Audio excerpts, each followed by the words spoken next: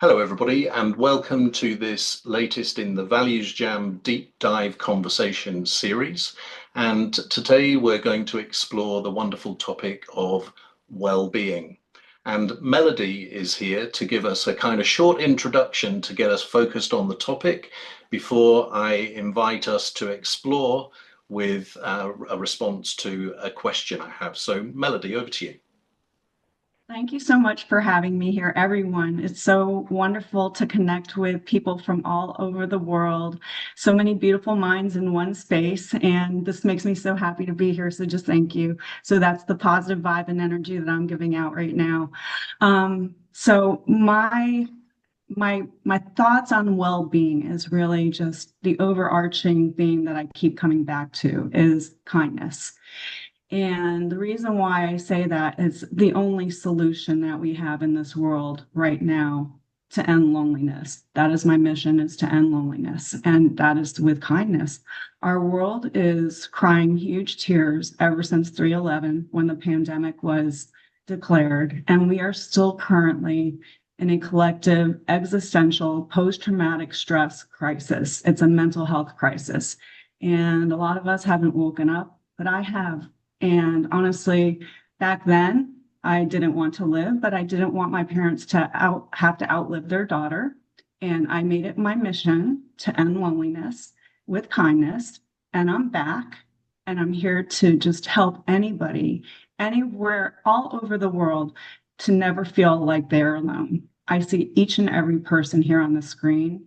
I know that you have a very deep heart, or else you wouldn't be here. You take the time, which is so precious, moments that we can never get back with complete total strangers who I now consider friends, right?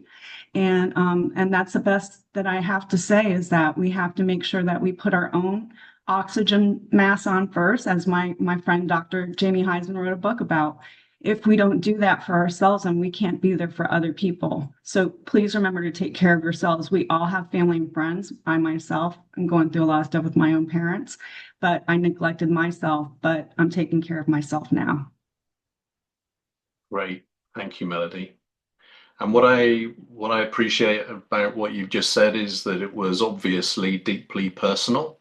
And if that can set the tone for us all today, then that would be wonderful. My question is this. Some of you might know that I'm really interested in values. And so my question is, what could be the benefit of values being given more airtime on the well-being agenda? Because it's not referred to particularly. And I'm wondering what the benefit could be if it was given more focus.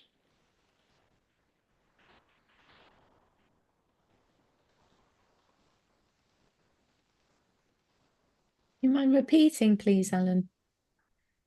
Sure, it might not be exactly the same. That's not a problem. So what could be the benefit of the topic of values being given more airtime in the well-being agenda? I'm gonna ask you something, Alan. I don't actually understand that question. Okay, so when people talk about well-being, they tend to talk about all of the corrective things that you can do to make yourself better when you weren't very well in the first place. Values can help you avoid getting to that place in the first place. And so it's a bit of a conundrum for me. It's like, why is it that the well-being industry doesn't talk about values a lot more? Because then we wouldn't have to be correcting so much. But then the cynic in me says, well, maybe that's the answer. You know, the well-being industry actually benefits from a lot of people not being very well. So does that give you a bit more context? Give me an example of a value attached to well-being. It's more general. So, Camelin, if you think of people who are not living their values, either because they're kind of sleepwalking or because they're in a toxic environment or whatever it is, they can at best feel out of sorts and not maybe understand what's going on. And at worst, they can actually be sick. And it's all started, or sometimes started, by a lack of alignment of values. So does that help make the connection between values and well-being? So I'm sorry, like everybody on the call, I'm just having one of those days. Like my brain's not like fully connected, so I don't know. Maybe everybody else understands this. So I just need to clarify this. So I'm going to paraphrase it back. So what you're saying is that if people are aligned with their values, then the well-being would be more preventative rather than reactive. Is that what you're saying? There is significant research that says that when you are aware of your values and you consciously lead a life aligned with those values, you have a greater sense of well-being. Ah, okay, I see what you mean. In other words, the more authentic of a life you actually live, the Yeah, healthier you are. yeah, When you present the world a persona that doesn't match your inner world, there's a disconnect, there's a cognitive dissonance. And when that happens, short term, you may not pay the price, but if you do that long term, I guarantee you will pay a physical, emotional, mental, and maybe even a spiritual price for that. yeah. Mm. Yeah, no, I get that. And I guess like if we're going on that strand, then the values, like the reason why there will be a misalignment with people's values is not usually a conscious thing for everybody. So for some people it might be a conscious thing, but for most people it might be an unconscious thing based on childhood trauma. It could be based on like their life experiences. It could be based on life events that have taken place, which have made them compromise their own value system. It could be like the relationships that they're engaged in. It could be that the companies that they work for, they don't value the individual values that these people have. So somebody might have a value of prioritizing something else in their family, but the infrastructure that they're growing up in doesn't allow for that to be facilitated. So that's just like what I'm thinking there. So sometimes it's not actually a conscious choice. Like people know what their value base is, but circumstantially, they're not able to always 100% fulfill that value. I can turn that into a practical example, Camelin. It's a hypothetical one, but imagine this. Imagine a sales guy Mm. who has a value of honesty. So honesty is really important to this person. And their boss comes to them towards the end of the month and says, hey, looks like we're a little bit short of target. And if we don't make our target, nobody's going to get our bonuses this month. And you look after client XYZ and you've got a brilliant relationship with them. So could you go and sell them more stuff, please? So the guy says, but I only sold them some stuff 2 weeks ago. They don't need any at the moment. And the boss says, I'm telling you, you need to go and do it so that we all get our bonus. So he goes and does it. And then a couple of months later, it happens again. And then a couple of months, it happens again. So that's how it can happen, right? Yeah, and that's what I meant by circumstantially. So some people have Exactly. a value because at the end of the day, as human beings, we're wired for survival, aren't we? And if we've got a family that's dependent on us, we, regardless of how precious our values are, sometimes it's like weighing things up in that moment. And that's what I was referring to. Like when people maybe deviate away from their values, it's not always based on a conscious choice. Sometimes you're forced or there's circumstantial situations that force us to do things that we don't want to do. And it does result long term in like not being well and not feeling aligned. But when you're in that survival mode, you're not really forecasting into the future. You're just doing what you need to do to get through in that moment. And I think, Kamala, the piece is that not everybody knows their values either. That's a big piece there. That conscious connection to values is the most empowering piece of work that you can do with people to have. I think for the mental health piece, to go back to Melody, your piece about kindness and loneliness, what it gives you is self-compassion, for how you feel. It gives you a vocabulary so that you can understand why you feel like your value. Let's step back. Actually, that's going ahead when you know your values. But there are a lot of people that I've come across in coaching that their values, family, love, relationships, there's a core that everyone has, right? That sense of belonging, that security, that safety that you talk about, they're all in that sort of bucket or those clusters. But there is so much more than that in the world of values that is just so colourful that people don't realise. And so doing work with people to sort of turn that light on in their life at a time in their life when they're feeling disconnected, or there's something, Melody, like you say, going on for you and you're not quite sure. You know, you might have emotions. We talk about emotions of frustration, could be sadness, but we don't quite know what's happening. And but it's in our heart. And that is why our values are being dishonored. We don't know that if we don't know the full extent of our values. So I think that's conscious connection is so important. The bit after that is then living with intention. That kind of leads me into this whole book that I'm publishing. It's really the Universal Soul Reset. 3/11 was the date of the pandemic declared. And we need a rebirth of empathy in this world. We're more detached than ever before, but we're able to communicate this way. I used to go to a ton of in-person events for work. I love them. I thrive off of them. I get so much energy out of them. I'm not a coach. My job is business development and marketing. I scale mental health clinics and startups, and I love it. I love what I do. I love the place that I work for. But above and beyond that, I love the people that I get to meet, the people that I listen to and learn from. And it's so rewarding when somebody feels so comfortable to talk to me. I'm not a clinical professional, but they will share the most darkest, most intimate moments with me. I keep those near and dear to my heart. And if I can just be that one person that will listen to you in the darkest moments and not without any judgment, to just let you know I'm here. I've had my own dark moment and it's okay. And I think that we can do a world of good just by doing that, just by listening to somebody and just saying, listen, I'm here as a space if you feel comfortable talking to me. I've got you. That's it. Before I go, I like to put my tuppence worth in, if I may. I'm coming more from an organizational perspective, based upon all the experiences I've had with organizations and them trying to live their values. So many organizations nowadays have well-being. Well, you have to have a well-being policy, obviously, but so many of them are saying this is what we're doing for our employees, etc., etc.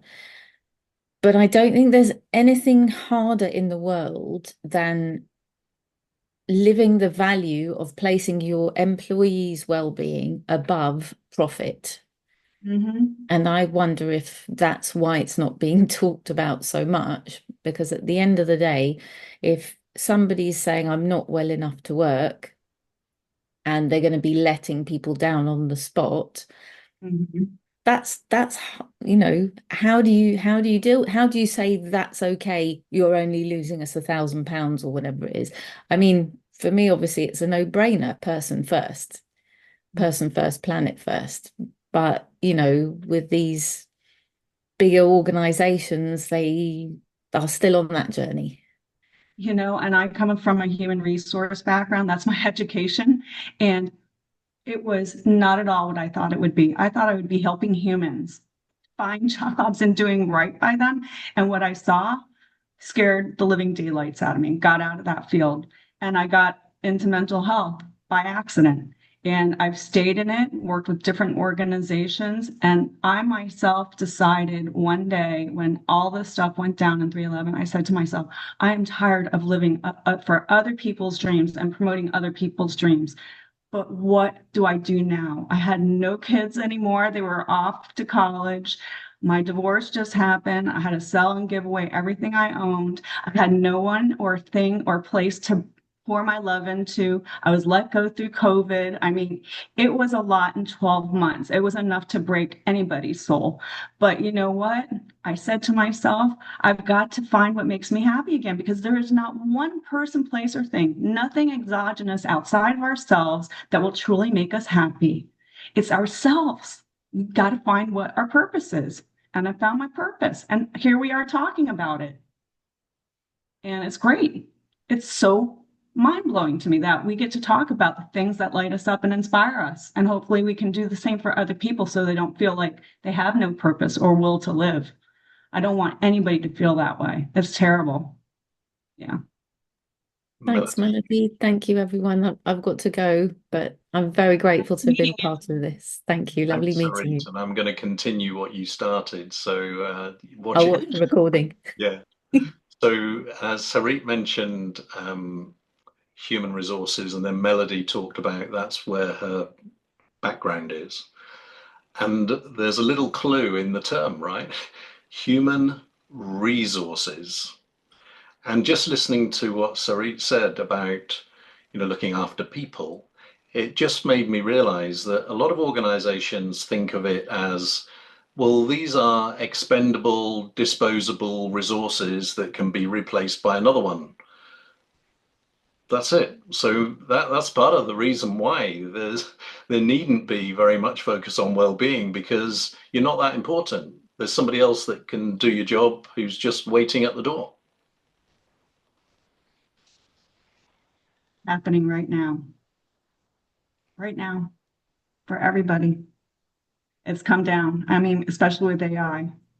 And a lot of the doctors and nurses have come into our hospitals as patients now for mental health care because the nurse bots have already been piloted into the clinics. It's scary. People's livelihoods are going to go away. We're going to have to find a new way. And we are expendable. It's very unfortunate, but this is not expendable. This is a gift. This is the one thing, our own brand as a human being, that we've got to just stick to what we know, our values, keep helping each other. And I appreciate this conversation so much because it makes me be even more proactive and be more positive about things, because we have to be positive about everything. We have to accept it. We have to. And it's the only way to get through this, right? To wake up. It's a little painful to wake up, but we need to.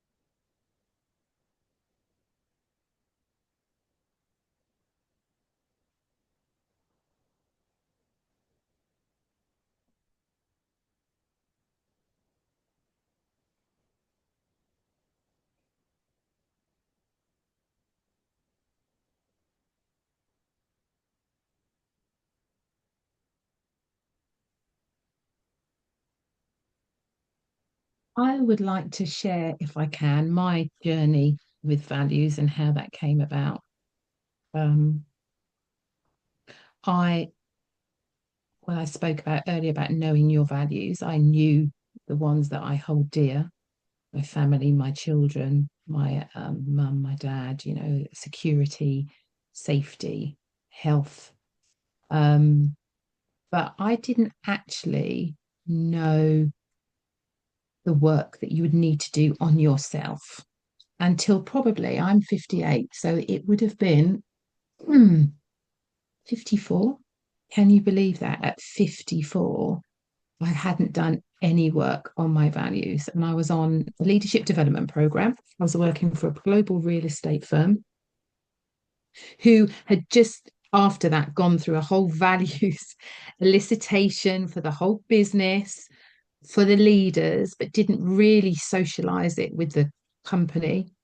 You know, typically brought these consultants in and sort of, you know, brought these values to life.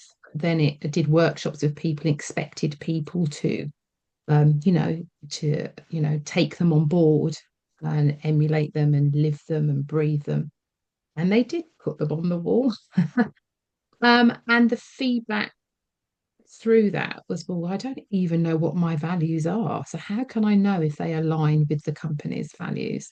So there's so much work to be done. Well, because I was privileged to be on a leadership development program, the first module of that was personal brand. So it was about your personal brand. And in that was values work. And I remember, and this is be honest and vulnerable here. I sat in a classroom, and we're all sitting at different tables, four on a table, and they put some values, some words up, and talk through values. I'm like, oh gosh, yeah, and, you know, I know some, yeah, that you know, that really resonates with me. That really resonates with me. And then beyond a few, I started to think about, we were doing some exercises, and I started looking at other people's sheets. What had they written down? I was looking, oh, what have you got? I was stumped, like I couldn't think of anything else in my life past my family, etc. Looking at other people's, oh, I found myself writing some of their values down. Mhm. And I look back at the experience that I have of it now and the work that I've gone through myself to just really understand it over those years to a place now. I look back at that and think, wow, I mean, the difficulty in living a life not aligned to your values, but also then living your life aligned to somebody else's is is shocking, you know. And it's just naivety. Like, you know, I didn't know, I hadn't. And I sat there thinking, and as I did the work, I was thinking, gosh, I'm in a global firm and I cannot be the first person in this business that has felt like this and feels like this. And I was in a lot of, brought into a lot of sort of people projects, which was amazing, and just all that wonderful stuff to support people in their well-being, paternity leave, all those policies we brought in to just help people to do that. But there's still that stigma around. We want to bring all these policies in. Yes, these are our values, but only to a point. You know, only to a point. We'll do that, but actually then we'll bring in the guardrails. We'll bring in actually around these parameters that you can do that. So there's so much to do in that. So I suppose just sharing that. So my journey from there to 58 now has been profound. And, you know, I've worked with Jackie Lefevre, who's got the PhD in values, and she opened my eyes up again to the deeper work on values, which absolutely blew my mind, of the personal landscape of how many values that I have in my life, and how it's about energy and attention with them, and how much energy do you give your values, how much attention, and do you actually need to be giving them so much energy and attention? You know, some values are values of enough. Have you got enough? Do you need to be giving it so much attention? And all this new information was like, wow, I can understand now why 3 years ago at work, financial stability has probably always been in my top 10. It's number 3 at the moment. But I bet when I was working in the global real estate firm 3 years ago, when I was miserable, when I was working relentless hours, working weekends, commuting to London, absolutely lost, didn't know what to do, I couldn't go because we couldn't afford. I couldn't leave my high paid job because we just physically couldn't afford it with 2 teenagers at home. So I was stuck. But if I'd have known what I know now with the work that I've done with Jackie, with all the values that I have, there are times where you can't live aligned to all your values because there isn't a moment you can't physically do that. There was no way I was going to magic money. But if I'd have known then that I could dial that down a bit with intention, get some actions, if I knew that was one of my values, and I know actually financial security is not the day to day or the year, this year, that I can give that so much attention. I need to play that down. But look at my other values that I've got. These are all wonderful. How can I dip into those and use those more so that can see me through when I am in a position to be able to exercise that and move out of this company. So it all that self-compassion, that decision making, that sense making and wayfinding, all that sort of stuff is so important for your well-being. Because I wasn't very well there. I was really lost and lonely. Um, and so, yeah, that's just an explanation for me as about the power of values and how that's been in my life and how it's touched me and the deeper work that I've done. So yeah, I'm passionate about values too, as you all are, and people being consciously connected to them.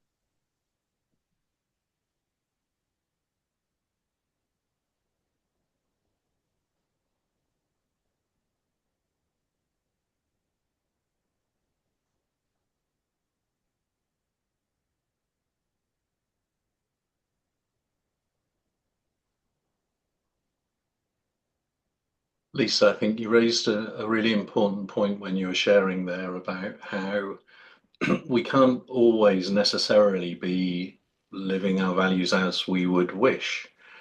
And I remember being on a podcast or something quite a few years ago, and one of the audience asked me, do your values ever conflict or compete with each other? And I tend to think in stories, so I didn't give a theoretical response. I kind of made up this hypothetical story. And I said, imagine that there's a guy and he has a partner and they have a newborn child. And this guy, two of his core values, one is family and two is peace. He's a pacifist. And he's out of work and he's got no money coming in and he's got a child and partner to feed. And he gets offered a job in an ammunition factory. And he makes the choice to take the job in order to feed his family. And for every minute that he's not working, he's desperately trying to find another job because he doesn't want to work in the ammunition factory. But to your point, Lisa, he's happy with his decision because he realizes why he's made that choice. So I just thought it was worth emphasizing that.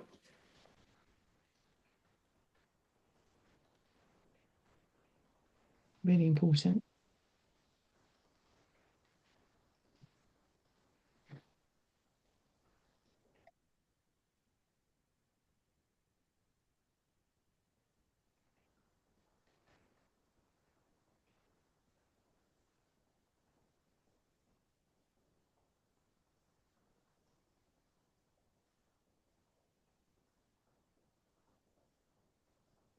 I don't want to be that guitarist hogging the stage, but I'm processing what you said, Lisa. And another thing is you talked about organizations and their values and then the personal values. Um, Jim Coos, Jim Coos and Barry Posner wrote the series of books called The Leadership Challenge. And in that, they suggest that actually organizations should invest more money in helping their employees to understand their personal values, not so much driving their organizational values. And one piece of research that they did indicated that when employees have a better sense of their personal values, their discretionary effort increases by somewhere in up to 17%, which is phenomenal. And yet, all of the focus seems to be on getting some words to put on the wall. And it's become a bit of a signature phrase, but for me, values are for living, not laminating.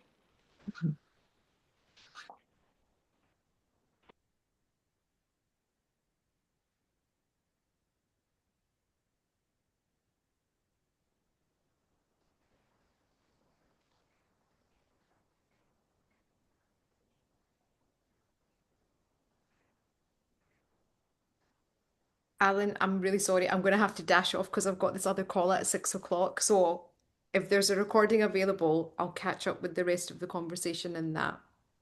Thanks for coming, Cameron. Good to see you. It was lovely to meet everybody and to hear your input. And I'm really sorry I have to dash. It's okay. See you, Okay, Ken. Nice to meet you. Bye. you too. See you later. Bye. And I think I'm going to make the decision to draw this to a close because rather than try and get it up and running again, and then we've, maybe not got so much time. So here's a final question for you to consider and answer before we say goodbye. What are you encouraged to do differently about well-being as a result of this conversation? And I won't choose anybody in your own time. What are you encouraged to do differently about well-being from what you've heard today?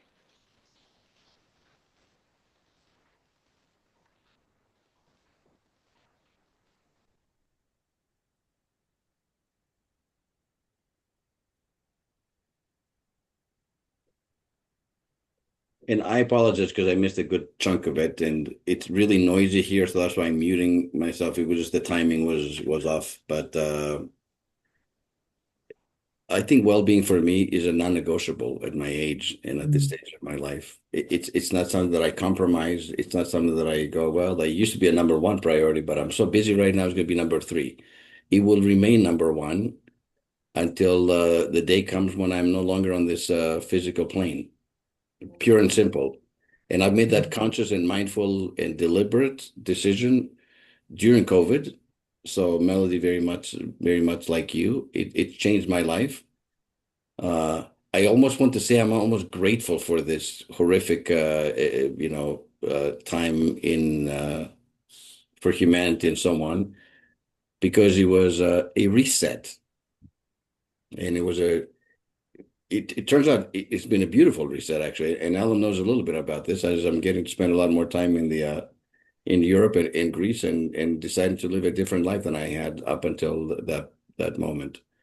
And it kicked me out of my comfort zone and made it very uncomfortable, but it was necessary. Because sometimes we kind of sleepwalk through life. We do good. How's life? It's good, but is it great? Are you thriving? Are you living in alignment with your values? Or are you just existing and it's not so bad? Life is good. It's okay. It's good. And it brought me to a whole different level. And I felt like sometimes we go from living in the basement or maybe the first or second floor, and all of a sudden we're in the penthouse. I'm not going back to the basement again, if that makes symbolically speaking. I'm going to live in the penthouse for the rest of my life, and that's it. So I'm not going backwards under any circumstances, no matter what. That's Can my I ask you a follow-up question? Because sure. so I think other people are probably not dissimilar, but I'll just share with you personally.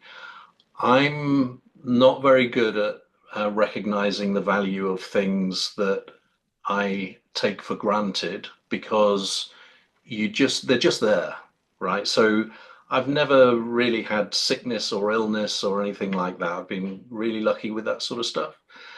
And it was only because of COVID. I agree with you. I think COVID was in many ways a wonderful reset because it kind of slapped you in the face and made you realize what was really important compared to before.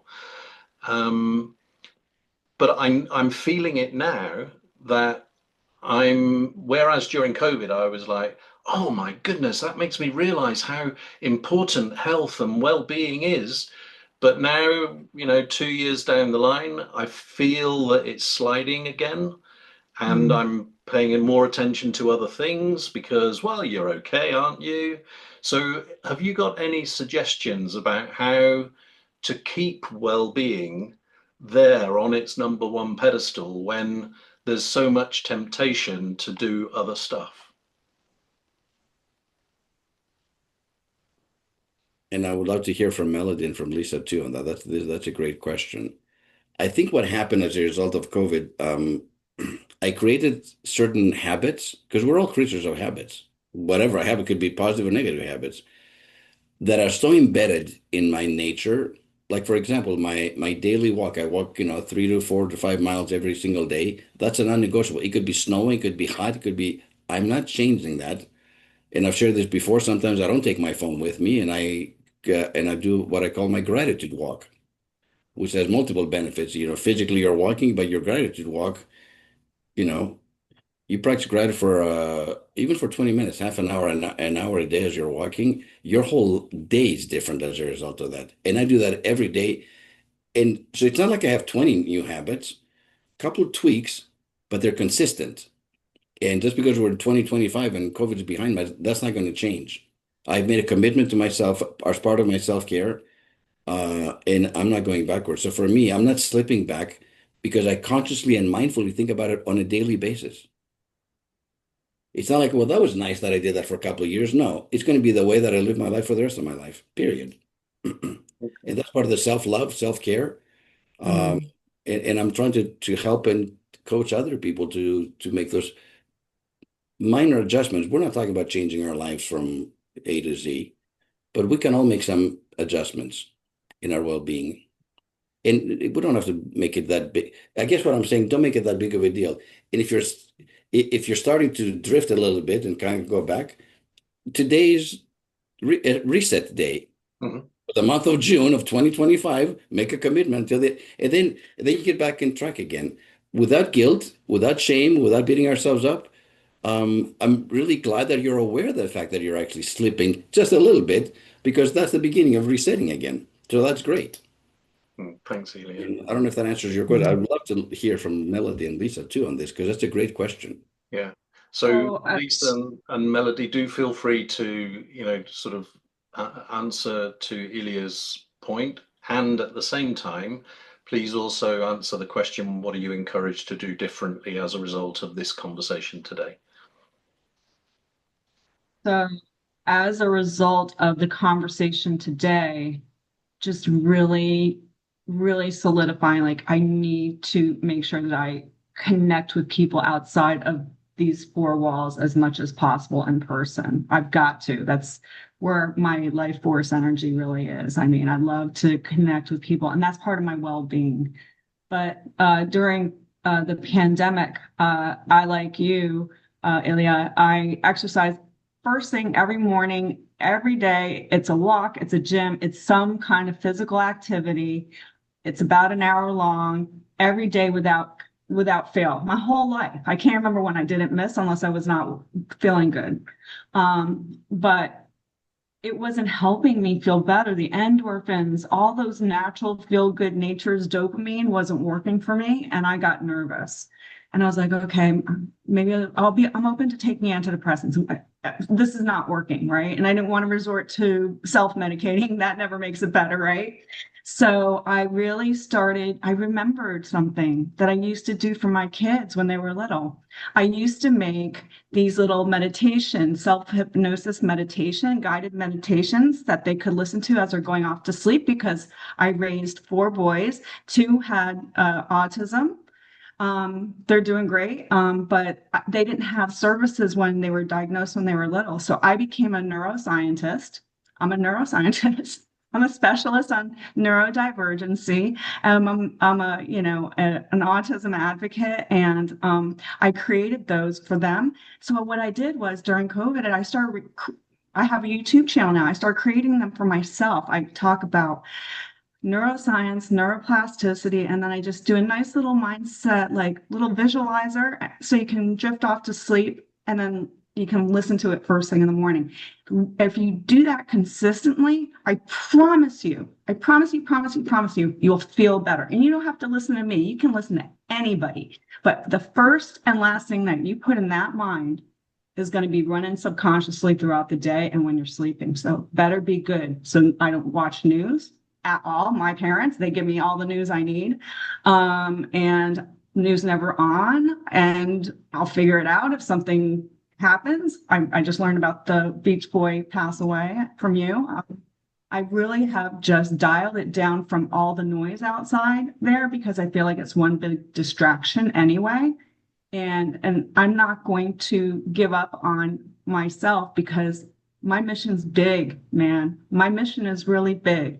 We have got to band together. I am not shy. I am loud. I am proud. I want everybody to talk about this in a way that makes you feel empowered. We don't have to say mental health anymore. People are more receptive to mindset, and that's mindset. This is the Mm, beauty, the juice of life is your mindset. I mean, if you mm. change your mindset, you feel better, you attract better, better life experiences, better people, what you surround yourself around, you become. What you listen, you are, you know? So I just really, I drink and drink and drink all the stuff that I push out, which is just beautiful thoughts and visualizers. It just, you got to stimulate your mind like you were a kid, like when you were 4 or 5 years old again. Thanks, Melody. You're Lisa, what about welcome. you? More fun. That's what I'm going to have. I'm going to have more fun. I'm going to do stuff that it is makes me laugh, makes me smile more. That and going back to Elia, it doesn't have to be anything massive. Like I don't have to go and climb Mount Kilimanjaro, or I don't, it could just be as much as smile to every single person that I walk down the street past, or it's bringing that joy back into my life, which I've had this past year and a half working for myself, that freedom for the first time, that peace of mind, of looking after myself, because I didn't before, having the space and the time to look after myself. I think for me, a wake up call was a journal that I bought by this company called intelligentchange.com. And it was a life journal. I normally don't do those sorts of things and go back again. Habits are, even if you've got one, like habits, to just pick one and stick with it, and don't judge yourself if you forget a day or whatever. I've got a couple of habits that have sick giving up alcohol 3 years ago. It's coming up for 3 years in end of June now.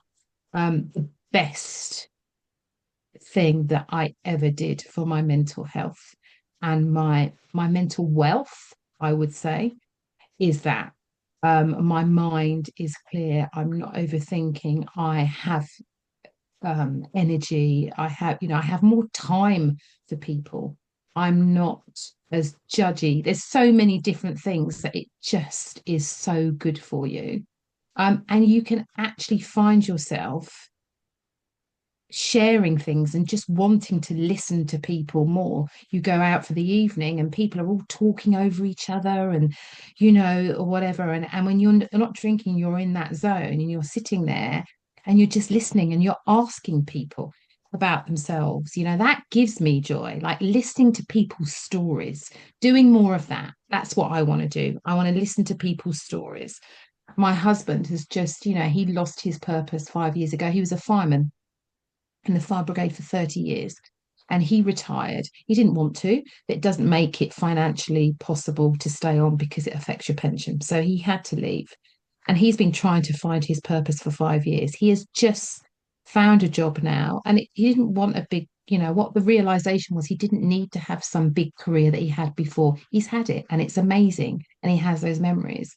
Now he's working as a urgent ambulance driver. And that's his own. I said to him the other day, that is his gratitude journal. He doesn't need to write a gratitude journal because he picks his patients up and he takes them for these treatments that they have every week, like dialysis and, Mm. and young people, Beautiful. and That's so beautiful. he has conversations with them. He comes home, he said, I can leave my job, I don't want to take it. He doesn't take it home with him. If he'd have done that in 30 years in the fire brigade, he wouldn't, still be, where he is. But he's like, at that moment in time, he can be there with them, present with them, listen to them. He said, and the stories they tell are phenomenal. And I said to him, that is like writing your own gratitude journal. He said, yeah, it is.